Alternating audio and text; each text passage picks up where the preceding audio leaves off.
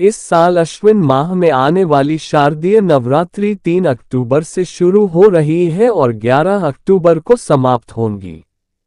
कुछ पंचांग में नवमी और दशहरा तिथि 12 अक्टूबर को बताई गई है, लिहाजा उसके अनुसार नवरात्रि 10 दिन की होंगी।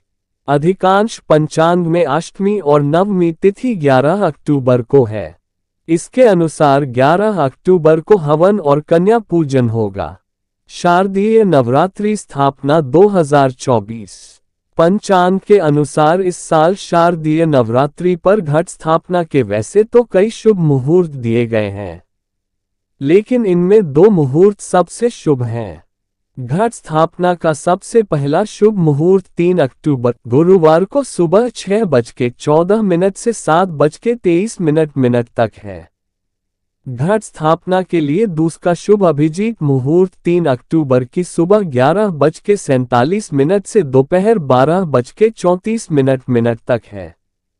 कलश स्थापना सामग्री: जौ बोने के लिए मिट्टी का पात्र जिसका मुंह बड़ा हो, साफ मिट्टी, मिट्टी का एक छोटा घड़ा, कलश को ढकने के लिए मिट्टी का एक ढक्कन, गंगा जल, सुपारी, 1 या 2 रुपए का सिक्का, आम की पत्तियां, अक्षत, कच्चे चावल, चावल टूटे हुए ना हो, कलावा, जौ, जवारे, इत्र, फूल और माला, नारियल, लाल कपा या लाल चुन्नी, दूर्वा घास, पान।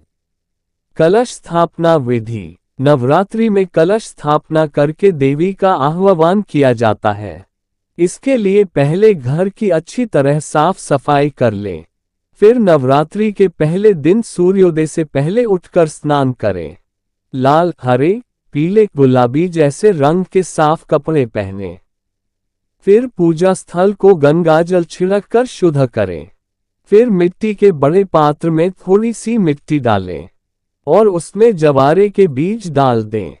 अब इस पात्र में दोबारा थोड़ी मिट्टी और डालें और फिर बीज डालें। उसके बाद सारी मिट्टी पात्र में डाल दें और फिर बीज डालकर थोड़ा सा जल डालें। बीजों को खड़ी अवस्था में लगाएं ताकि उगने पर बौला ऊपर की ओर आए। फिर अब कलश और मिट्टी के पात्र की गर्दन पर मौली बांध दें। साथ ही तिलक भी करें। इसके बाद कलश में गंगा जल भर दें। कलश के जल में इस जल में सुपारी, इत्र, दूर्वा घास, अक्षत और सिक्का भी डाल दें।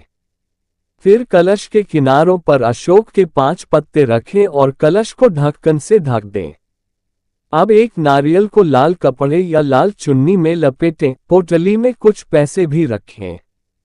इसके बाद इस नारियल और चुन्नी को रक्षा सूत्र से बांध दें।